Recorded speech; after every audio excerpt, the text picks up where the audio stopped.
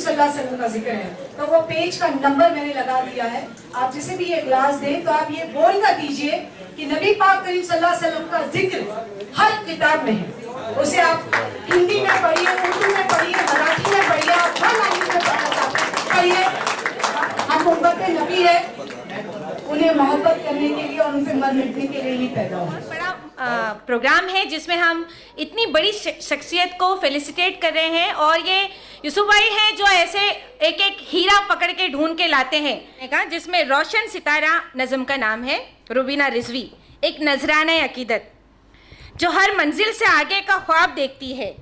वही रुबीना रिजवी है जो रोशनी बनती है, न सिर्फ एक नाम, एक मिसाल बन गई है, तालीम, इंसाफ और हिम्मत की ढाल बन गई हैं। मैडम तालीम में भी है, आपको पता है रिजवी कॉलेज है, मैडम इंसाफ में भी है, मैडम एडवोकेट हैं और हिम्मत की ढाल बन गई हैं। वक्त ने कई इम्तिहान लिए मैडम, ये आपके लिए, ज़िंदगी ने रास्ते भी कठिन दिए, पर उनके इरादे कभी डगमगाए नहीं, वो तो तूफान में भी चिराग बुझाए नहीं। कानून के मैदान में जब आवाज़ कम थी, वो आई आवाज़ बनी और नई रस्म थी। फॉरेंसिक का इल्म हो या अदल का सौदा, आपने फॉरेंसिक भी किया है मैडम, मुझे पता है। उनका हर कदम बना इंसानियत का वादा। रिजवी का जहां जिसे उन्होंने संवारा, रिजवी साहब ये आपके लिए है, रिजवी का जहां जिसे उन्होंने संवारा, स्कूल से कॉलेज तक इल्म का उजाला फैलाया, बचपन की आंखों में ख्वाब जगाए। आप स्कूल भी चला रही हैं मैडम, कितने ही घरों में उम्मीदों के दिए जलाए, कैंसर से लड़ते जिस्मों में उम्मीद जगाई। मैडम कैंसर फाउंडेशन भी चला रही हैं, हेल्प योरसेल्फ फाउंडेशन से रोशनी बनाई। वो सीईओ भी है, रहनुमा भी है, मगर सबसे पहले इंसानियत की जीत है। उनका हर सफ़र एक दास्तान बन गया, जो पढ़े उसका ईमा बन गया। वो औरत जिन्होंने समाज को दिखाया कि रहनुमा होने का मतलब क्या होता है, बताया। आज उनका एजाज़ नहीं, उनका पैगाम है, जो हर दिल में नई रोशनी का इंतज़ाम है। रुबीना रिजवी, आप पर हम सबको नाज हैं। Best couple of the country, best couple of the country, इतने नॉलेजेबल, हाईली क्वालिफाइड, इतने सॉफ्ट, इतने सोबर, और कितना बड़ा अचीवमेंट है, पूरी कौम के कितना बड़ा काम किया है। मेरा नाम आज बहुत इज्जत से और बुलंदी से लिया जा रहा है। मेरे नाम पे बहुत लोगों को फ़ख्र हो रहा है और बहुत फ़ख्र किया जा रहा है। आपको मैं बता दूं कि जब से औरत पैदा हुई है तब से वो ऐसी ही है। इस्लाम में औरत कभी कमज़ोर थी ही नहीं। माँ खतीजा से लेके माँ आयशा देख लीजिए, माँ खतीजा का जहाँ पैसा इस्तेमाल हुआ, आज माँ आयशा के लिए हम हद कहते हैं। माँ फातिमा ज़हरा के बच्चों ने आज इस्लाम को ज़िंदा रखा है। तो कहाँ इस्लाम में औरत कमज़ोर है? कहीं नहीं। लोग कहते हैं कि मुस्लिम मर्द जो है वो औरतों को आगे बढ़ने का मौका नहीं देते। मगर मौला अली मुश्किल खुशा की बात करें, मौला अली मुश्किल खुशा क्यों, हम पहले अपनी जड़ की बात करें जो नबी पाक करीम सल्लल्लाहु अलैहि वसल्लम है, उनकी ही बात करें। कहाँ उन्होंने मौका नहीं दिया। आजमाइश तो होती रहती है, क्या फ़र्क पड़ता है। I am a woman. If you take me as a competitor, I will compete you. You take me as a companion, I'll give you peace. So it's upon you. कि आप मुझे किस तरह लेना चाहते हैं।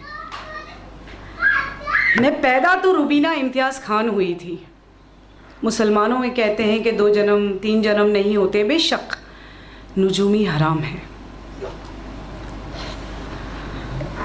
मगर इसी जन्म में मैं दोबारा पैदा हुई रुबीना अख्तर हसन रिजवी बनके। मेरे वालिद ने मुझे पैदा किया, एडुकेट किया जहाँ तक वो कर पाते हैं।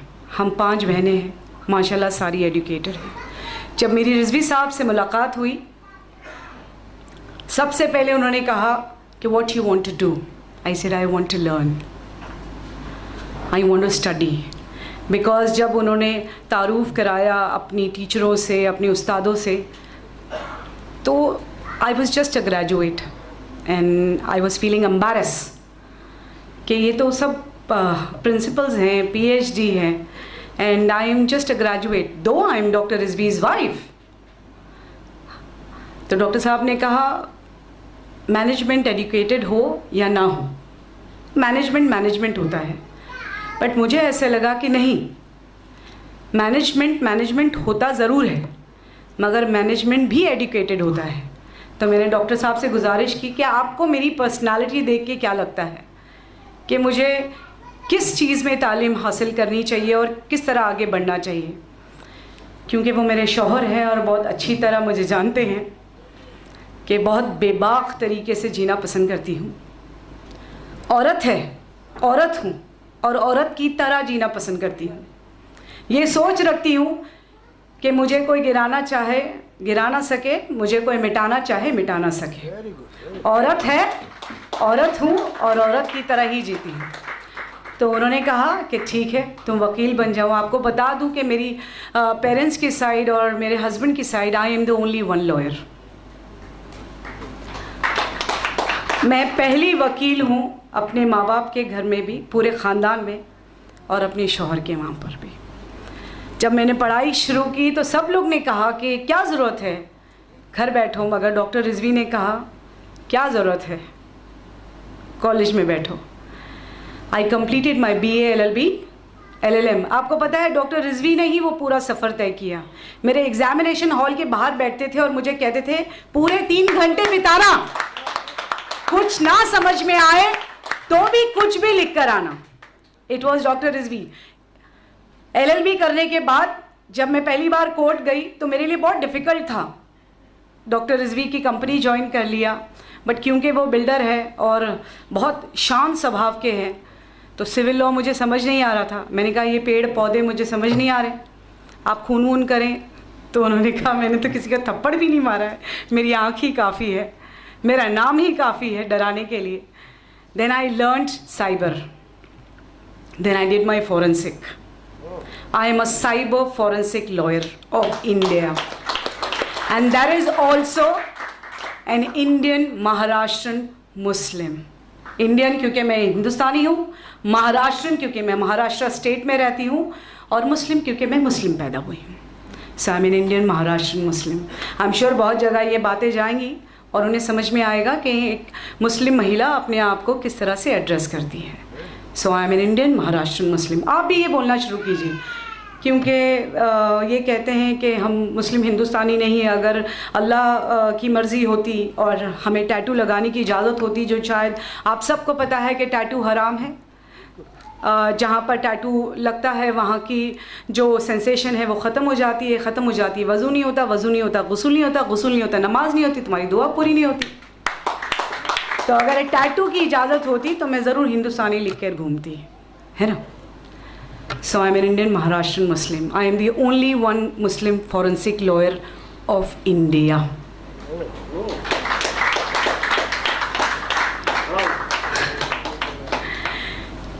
ऐसा नहीं है कि मर्द अपनी औरत को पढ़ाते नहीं। अभी ज़ैबा जी कह रही थी कि मर्द अपनी औरत को मौका नहीं देते। ये हम औरतों भी तो निर्भर करता है। हम क्यों अपनी जगह ढूंढने की कोशिश करते हैं, और जब तालीम हासिल कर लेते हैं तो मर्द के बराबर अपने आप को खड़ा करने की कोशिश करते हैं। हमें क्या ज़रूरत है किसी को अपने बराबर खड़ा करने की या किसी के बराबर जाके खड़ी होने की। हम अपना प्लेटफॉर्म खुद बना सकते हैं, हम अपनी जगह खुद बना सकते हैं, हम अपने लिए खुद से स्टेज सजा सकते हैं। हमें क्यों शिकायत मर्दों से होनी चाहिए, जब हमें अपने आप को बनाने की कुव्वत अल्लाह ताला ने पैदा होते ही टाइम पे कर दी, और ये बता दिया कि अगर बीबी हाजरा की सुन्नत अदा ना हो तो मर्दों का हर्ज नहीं होता। फिर भी हम मर्दों से शिकायत करते हैं। देखिए ज़रूरत क्या है हमें उनसे अपने आप को कंपेयर करने की। हम काबिल हो गए। एक बार जैसे मेरा बायोडाटा पढ़ा जाता है कि I am a chairperson of women council. मुझे उसी फंक्शन में बुलाया गया और बिल्कुल पीछे बिठाया गया। मुझे नज़रअंदाज किया गया बिकॉज़ बहुत सारे, कोई मुस्लिम महिला नहीं थी स्टेज पे, पॉलिटिशियंस लोग थे, वो भी मुस्लिम्स नहीं थे, तो मुझे पीछे बिठाया गया। और बहुत गुस्से से मैंने डॉक्टर साहब को कॉल किया। एंड कहा कि डॉक्टर साहब मैं चेयरमैन हूँ और मुझे स्टेज पे नहीं बिठाया जा रहा है।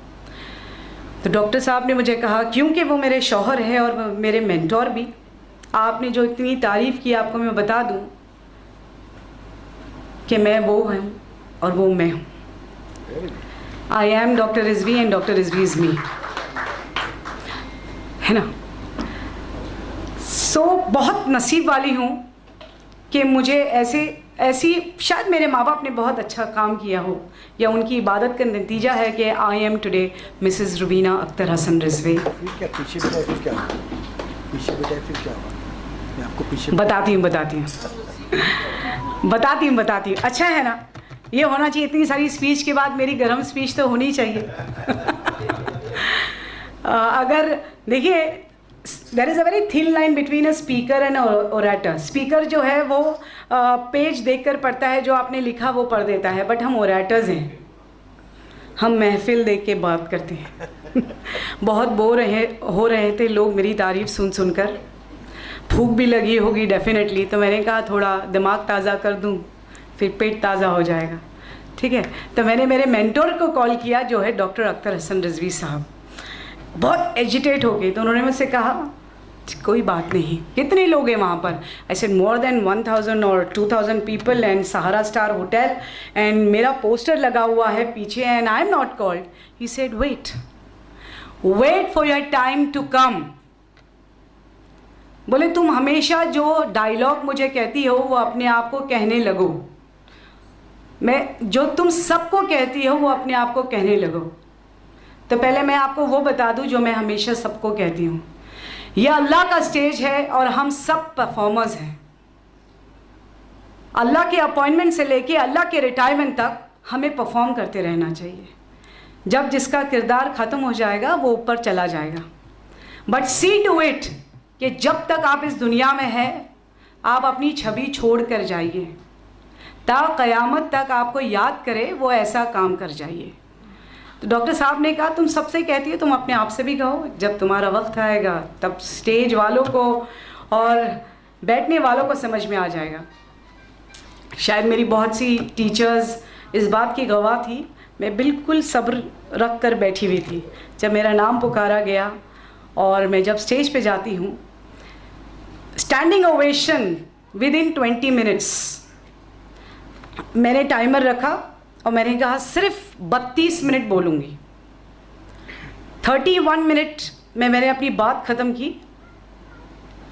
32 सेकंड्स पर उन्होंने कहा कि आपके लिए शॉल और बुके। आई सेड क्या क्या? तो उन्होंने कहा मैम आपको हम शॉल और बुके देना चाहते हैं। आई सेड क्या? आई सेड तालियों की गूंज से मुझे सुनाई नहीं दे रहा है कि आप मुझे शॉल और बुके देना चाहते हैं। एक्चुअल मेरा फेलिसिटेशन हो रहा है, आप अपनी शॉल और बुके किसी और के लिए रखिए, ठीक है। 32 मिनट्स हो गए, अब चलती हूँ। आफ्टर 32 मिनट्स जब मैं सहारा के बाहर जाती हूँ, the half of the hall goes out with me just to click a picture and just to meet me. एक औरत हूँ, एक औरत की तरह ही जीती हूँ। सो आपको भी इंतज़ार करना चाहिए। कोई आपको पीछे बिठाए, कोई आपको कमतर समझाए, आपको कमतर अपने आप को समझना नहीं चाहिए। हम सब एक अजीब कुव्वत लेकर बैठी हैं। I am the one who gave man birth, I am the one who bought man on earth. तो फिर अपने आप को कमतर क्यों समझना और कमज़ोर क्यों? सबसे ज़्यादा कमज़ोरी हम महिलाओं में ये है कि बाजू में किसी अगर एक महिला को दुख हो रहा है तो हम जाती नहीं, उसे समझाती नहीं, वो दर्द को बांटने की कोशिश करती नहीं, हम तमाशाई बन जाती हैं। फिर उसके बाद हम शिकायत करने लगते हैं कि उसके साथ ये हो रहा है वो। The moment you start thinking for your self, you know मेरे फाउंडेशन का नाम ही है हेल्प योर सेल्फ फाउंडेशन, क्योंकि जब मैंने पहली बार कैंसर अवेयरनेस कैंप लिया था तो रिजवी कॉलेज की टीचरों ने एजिटेशन शुरू कर दिया ये कहकर कि अगर हमें कैंसर हो जाएगा या ट्यूबरक्लोसिस हो जाएगा तो हमें हमारे घर से निकाल दिया जाएगा, जबकि मैंने फाउंडेशन खोला भी नहीं था। इसीलिए it is help your self foundation. आप लोगों को किसी की तरफ देखकर ये पूछने की ज़रूरत नहीं है कि आज मैं कैसी लग रही हूँ। आप आईने के सामने खड़ी रहिए और रोज़ कहिए कि मैं बहुत अच्छी लग रही हूँ। That is more than enough. अपने वालिद की, अपने शौहर की, अपने भाई की, अपने दोस्त की बिल्कुल इज़्ज़त कीजिए। एजुकेटेड हो जाने के बाद आज बहुत सारी मुसलमान लड़कियां भी, बच्चियां भी आज डिवोर्स की तरफ बढ़ रही हैं। थोड़ा सा तालीम हासिल कर लेती है तो फिर डिवोर्स की तरफ बढ़ने लग जाती है। आप याद रखिए, जब आप एक पेड़ को देखते हैं ना, तो जो मजबूती से खड़ा है वो मर्द है, और जो झुकी हुई टहनियाँ जिसमें फल और फूल आते हैं वो औरतें हैं, है ना। आपने अपने मगरूर रिश्ते से या आपने अपनी मगरूर एटीट्यूड से अपने आप को इतना झुका दिया तो आपने अपना पेड़ गिरा दिया। तो जिस तरह शौहर के लिए अपनी औरत को मजबूती से पकड़ने की इजाज़त अल्लाह सुब्हान ताला ने दी है, उसी तरह हम औरतों को भी उन्हें समझने की क़ुव्वत अता की है। बेशक उस समझ का इस्तेमाल करें, उनका साथी बनिए, उनका कॉम्पिटिटर नहीं। मैं हमेशा उन बच्चियों को भी यही समझाती हूँ, आप भी अपनी बच्चियों को यही समझाइए। बहुत तालीम अता करें, क्योंकि बहुत सारी पेरेंट्स, मुस्लिम पेरेंट्स ऐसे हैं जो ग्रेजुएट भी नहीं होने देना चाहते हैं। जब वो अपनी लड़कियों को शादी करते हैं तो मैंने देखा है 12th स्टैंडर्ड के बाद वो कहती है madam please please please board exam भी नहीं, जाके शादी ही करनी है। फिर उसके बाद में वो 3 तलाक का सामना करना है, फिर उसके बाद में वो बर्तन धोना है। The moment as a mother if I say my daughter is a engineer doctor, उसका शौहर, उसकी सास भी कहेगी मेरी बीवी एक इंजीनियर डॉक्टर है, मेरी बहू एक इंजीनियर डॉक्टर है। तो ये पहले माँ बाप के घर से उन्हें तालीम मिलनी चाहिए। तो अपनी बेटियों को आप खूब पढ़ाइए, उनके पर मत काटिए। आप तो किसी के घर अपने सोने का परिंदा दे रही हैं, मगर उसके पर खींच कर उनको बिल्कुल पर दीजिए ताकि वो उड़े और अच्छी उड़ान भरे। जो आपके घर में भर रहे थे उसी क्षमता के साथ वो वहाँ पर भी भरे। So educate your girls more and मोर।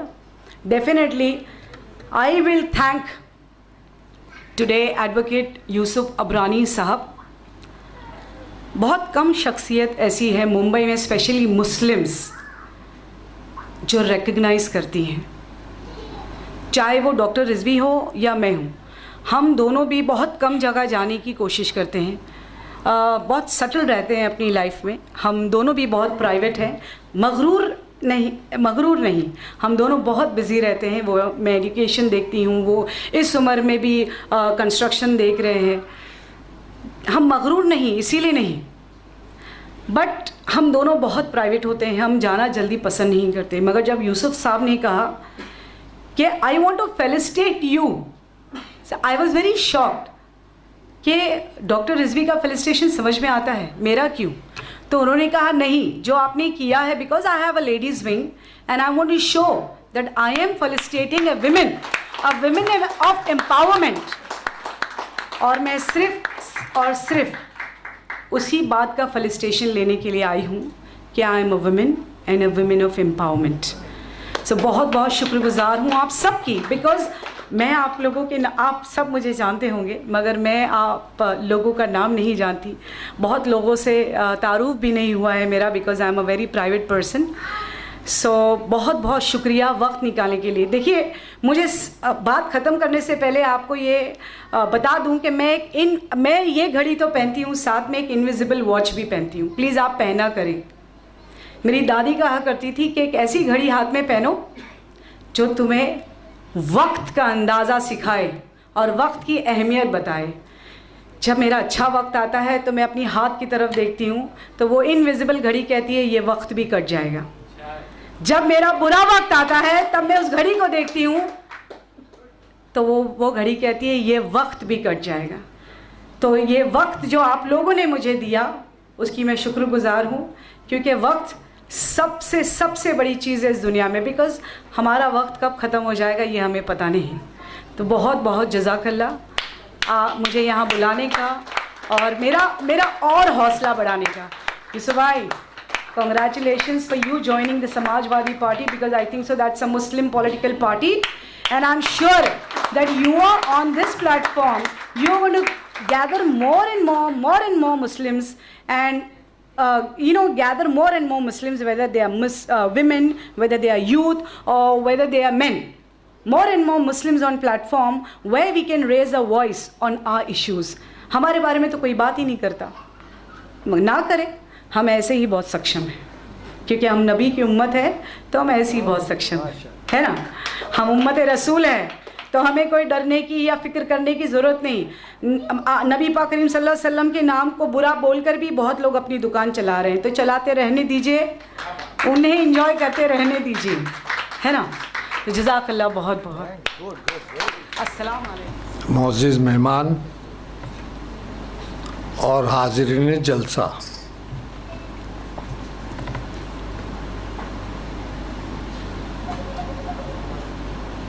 मैं रुबीना अख्तर रिजवी का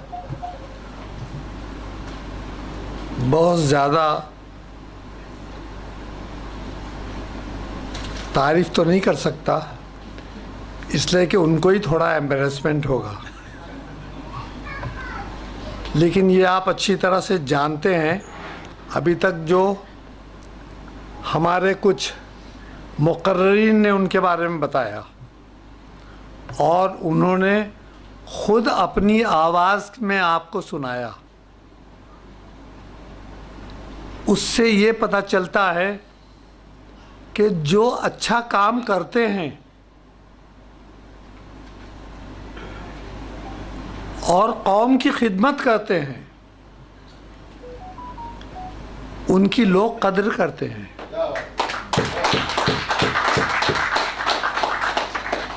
हमारे बीच यहाँ पर मोहतरमा एडवोकेट रुबीना अख्तर हसन रिजवी हैं, जिनका फेलिसिटेशन आज हो रहा है, और इस बात की मुझसे ज़्यादा किसको खुशी हो सकती है।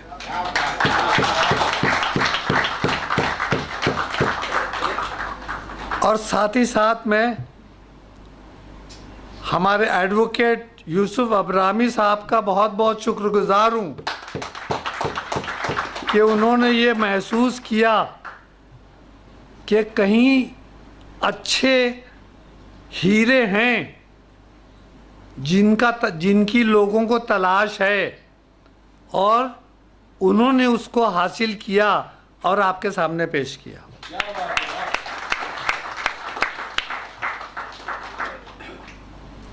इस हॉल में इस्लाम जिमखाना के मैं कम से कम 100-150 से ज़्यादा मैंने तकरीरें की हैं, और अलग अलग टॉपिक पे किया है, मजहबी टॉपिक पे किया है, सियासी टॉपिक पे किया है, इल्मी टॉपिक पे किया है, और वो सारी बातें आज मुझे उन दिनों की याद दिलाती है कि ये एक ऐसी कामयाब जगह बम्बई के अंदर है जहाँ पर कदरदान लोग और अच्छी अच्छी अपनी हैसियत के लोग अपना कीमती वक्त दे के यहाँ पर आते हैं और हमको सुनते हैं, और वो जो अप्रिशिएट करते हैं हमारी बात सुनने के बाद, हम उसकी कोई कीमत नहीं कर सकते, कदर नहीं कर सकते। मैं यूसुफ अब्रामी साहब को बहुत सालों से जानता हूँ। जब 96 में मैं लोकसभा बम्बई में लड़ा था, वो समाजवादी पार्टी थी, तो समाजवादी पार्टी को बम्बई में इंट्रोड्यूस करने के लिए मेरा भी बहुत बड़ा हाथ है। और उस वक्त यूसुफ अब्रामी साहब ने मेरे इलेक्शन में मुझे बहुत साथ दिया। आज तक मैं भी याद करता हूं और वो भी याद करते हैं। और मेरे इस इलेक्शन के बाद समाजवादी पार्टी, जिसको कोई नहीं जानता था बम्बई में, सिर्फ कांग्रेस और सेना को जानते थे लोग सियासी तौर पे, उस वक्त ये लोकसभा के इलेक्शन के बाद पहली मर्तबा 22 कैंडिडेट जीते, जो कि बहुत बड़ी बात है। हमारे यूसुफ भाई कॉरपोरेटर भी रहे, एमएलए भी रहे और सियासत में इनका काफ़ी जो है काम है और लोग इनको जानते हैं। और ये खुशी की बात है कि ये घर से चले गए थे और लौट आए।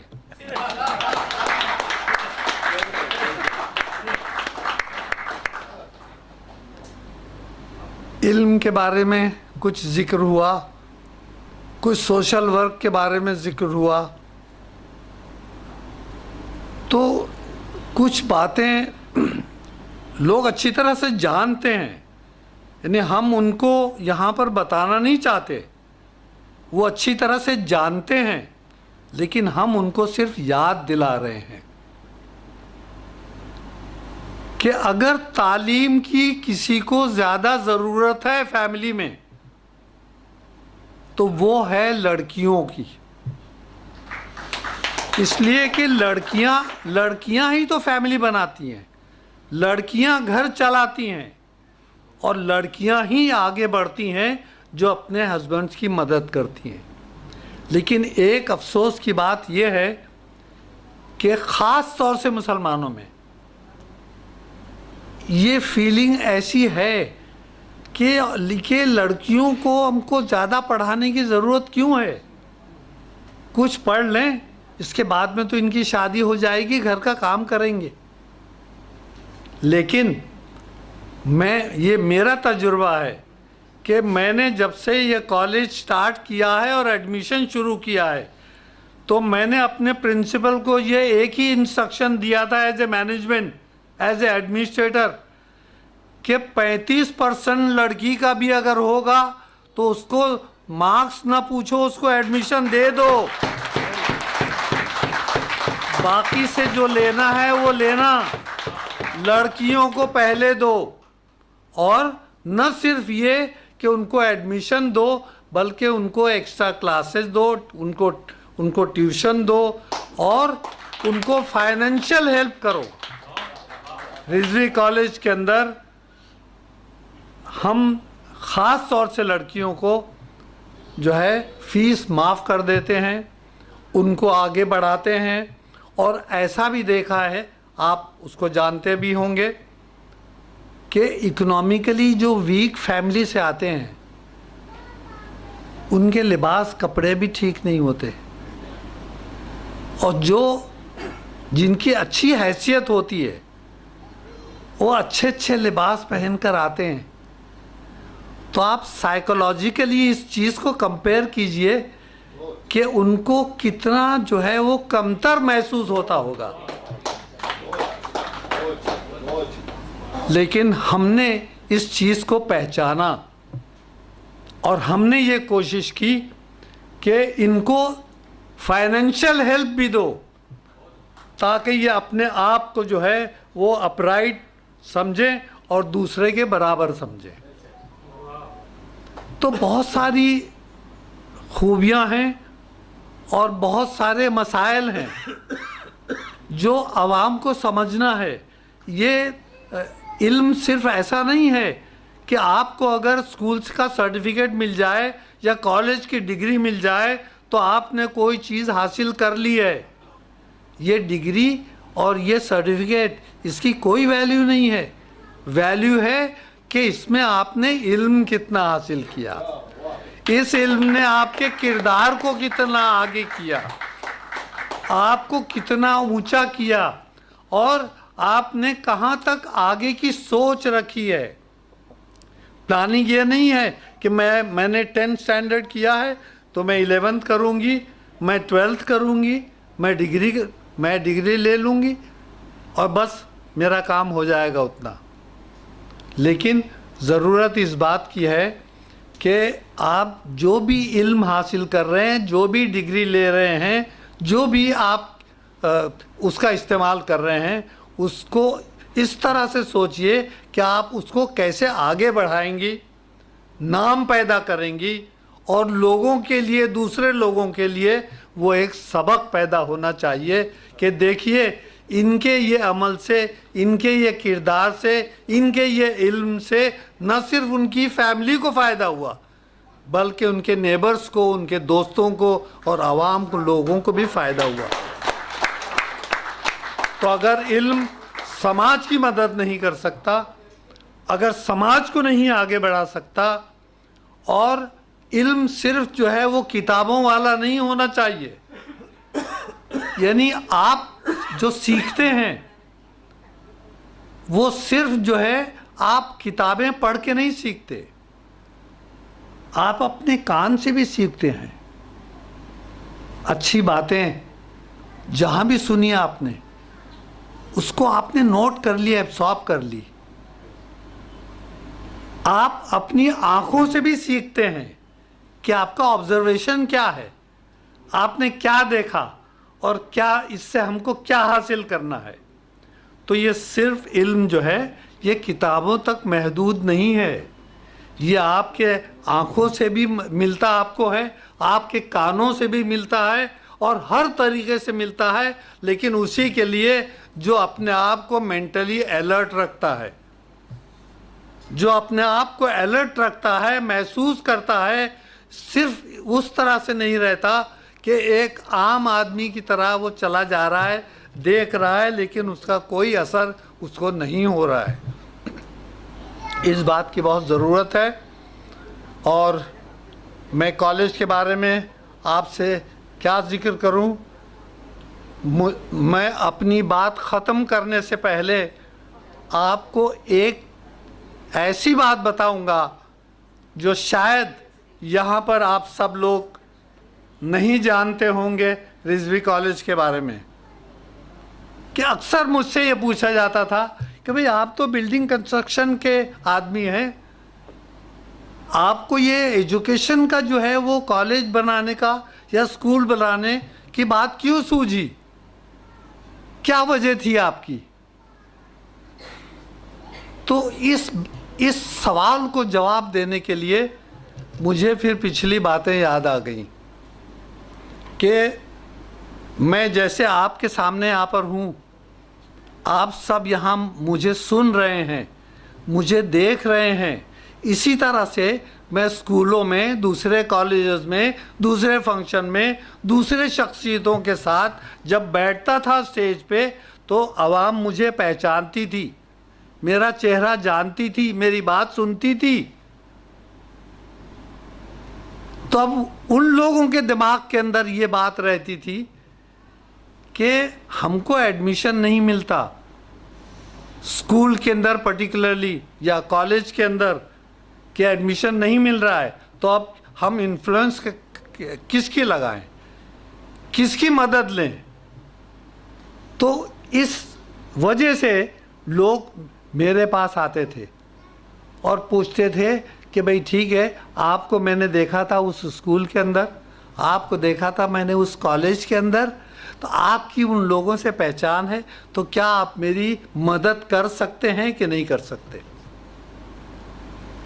तो सोशल फील्ड में तो मैं काम करता था, मदद तो करता था, वो अलग बात थी। लेकिन मैंने एक स्कूल में बांद्रा के 3-4 एडमिशन्स के लिए रिकमेंडेशन किए और उस स्कूल को मैंने मदद भी की थी काफ़ी। तो वो प्रिंसिपल जो है मेरी बात को जो है वो मानते भी थे, लेकिन एक मर्तबा उन्होंने ये कह दिया कि ठीक है, आपके मेरे ताल्लुकात बहुत अच्छे हैं, तो आप ये तो नहीं हो सकता कि आप कई लोगों को एडमिशन दें, और भी लोग हैं जो रेकमेंड करते हैं, और लोग भी हैं जो मुझसे ताल्लुकात रखते हैं, तो सबको मुझे देना है।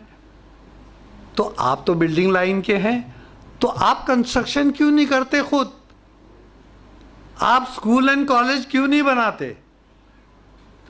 तो ये एक लफ्ज़ उसका जो था, उसने जो है मेरे माइंड को हिट किया। तो ये बात तो जो कह रहे हैं ये बात सच है, और सिर्फ उसी वजह से मैंने एक लैंड को प्रोक्योर किया बांद्रा के अंदर, और वहाँ मैंने कॉलेज बनाया। मेरे एक भाई साहब निज़ामुद्दीन साहब मेरे पुराने दोस्तों में से हैं, उन्होंने जो ये जिक्र किया कि वो कॉलेज मैंने 2.5 महीने में 3 स्टोरी बनाया। मैं बिल्डिंग लाइन का आदमी हूँ। अब लोग ये सोचते होंगे कि ये मुमकिन कैसे है कि आप 2.5 महीने में बना लेंगे।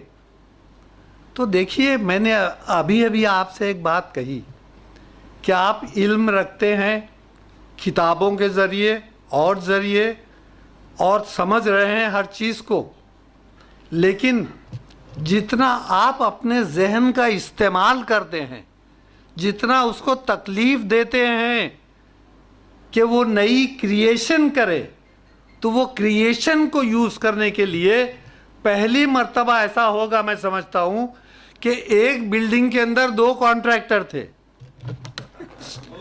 स्टेयरकेस था सेंटर में और राइट लेफ्ट में जो है क्लासरूम थे। तो दो कॉन्ट्रैक्टर्स जो है उसने उस बिल्डिंग को बनाया, और एडवांस में जब मेरा फाउंडेशन स्टोन था, उसी वक्त मैंने फर्नीचर वालों को भी ऑर्डर दे दिया और बाकी जो है लेबॉरेटरी की चीज़ों के लिए ऑर्डर दे दिया कि ये बनने के बाद में इसकी ज़रूरत नहीं रहेगी, ये एडवांस प्लानिंग है। और आज भी जब मैं इस बात को सोचता हूँ तो मुझे अंदरूनी इत्मीनान और खुशी होती है, और इसी जज्बे ने मुझे आगे इतनी हिम्मत दी कि लोगों ने इसको अप्रिशिएट इतना किया कि मैंने कॉलेज बनाया, लोगों की मदद की, लोग मेरे पास आते रहे। तो उसके बाद में एक के बाद एक मैं कॉलेज बनाता चला गया। वो सिर्फ इसलिए कि आप लोगों की मोहब्बत और एक्सप्रेशन जो था, जो मेरी तारीफ़ थी, जो मुझे समझ रहे थे, उस वजह से मैंने कॉलेज और बढ़ाता चला गया। और आज 10 या 12 कॉलेजेस मैंने बांद्रे के अंदर हैं। मैंने ये कॉलेज का सिलसिला और स्कूल का सिलसिला हिंदुस्तान के दूसरे हिस्सों में भी जारी रखा। मैंने इलाहाबाद के अंदर बड़ा कैंपस बनाया, 100 एकड़ का, मार्केट रेट पे परचेस करके, आप जो बता रहे हैं। वहाँ भी 10-12 कॉलेजेस और इंग्लिश मीडियम स्कूल हैं। लखनऊ के अंदर भी स्टूडेंट्स हैं, जितने 17,000 बच्चे हैं लखनऊ के अंदर। जो कॉलेज है हमारा बहुत ही पॉपुलर कॉलेज है। जौनपुर के अंदर जो बनारस से नज़दीक है, वहाँ पर भी degree college, girls college, school सारा, यानी all together 29 colleges and schools Hindustan भर में हैं। हमारे मेहमान, हमारे दोस्त सिर्फ ये जानते होंगे कि ये बॉम्बे के अंदर सिर्फ ये कॉलेज है और इस कॉलेज की लोग जो है कदर करते हैं। इस कॉलेज की वजह से हमको पहचानते हैं। तो ये सिर्फ बॉम्बे की हद तक नहीं है, ये हिंदुस्तान भर में हमने खिदमत की है। और ये भी मैं आपको बता दूं कि किसी भी कॉलेज के अंदर, चाहे वो बम्बई में है कि और इलाक़ों में है, किसी से 1 रुपया नहीं लिया गया डोनेशन। और ना ज़मीन गवर्नमेंट की है, कलेक्टर की है, सारी प्राइवेट ख़रीदी हुई है। मैं अपनी बातों को जताने के लिए आपको नहीं बता रहा हूँ, मैं ये बातें आपको इसलिए बता रहा हूँ ताकि ऐसा भी हो सकता है कि मेरे सुनने वालों में कोई ऐसा जज्बा और लोगों का पैदा हो कि वो ये सोचें कि देखिए ऐसा काम कीजिए, आप बिजनेस करते हैं, आप करोड़ों रुपया, सैकड़ों करोड़ कमाते होंगे और अपने पे खर्च करते हैं, बड़ी शान से रहते हैं। वो सारी चीज़ें ठीक है, वो आपके लिए पर्सनल है, लेकिन वो काम जिससे लोग जो है, जिसकी कदर करें, लोग इज्जत करें, उसका नाम है ये इल्म। और ये इल्म को जो है आप बांटते रहिए, इस पर कमी कभी नहीं होगी। आपका बहुत बहुत शुक्रिया।